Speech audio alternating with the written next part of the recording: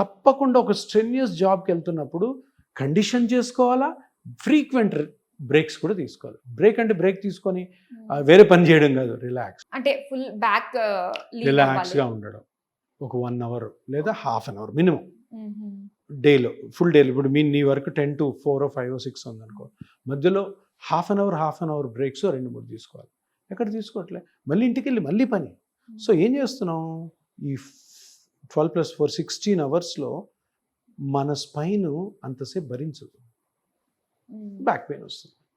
సరే back pain వస్తుందంటే ఎక్కడి నుంచి వస్తుంది?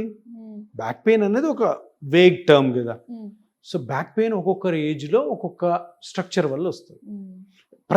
ప్రతి జాయింట్, ప్రతి మజిల్, ప్రతి లిగమెంట్, స్పైన్ కూడా అన్నీ కూడా ఓవర్ యూసేజ్ వల్లే వస్తుంది. ఓవర్ యూసేజ్ ఎందుకు జరుగుతుంది?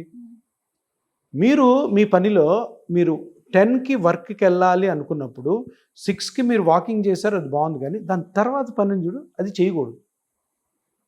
ఏది? పిల్లలకి బ్రేక్ఫాస్ట్లు చేయడం అని ఆల్టర్నేటివ్ చూసుకోవాలి.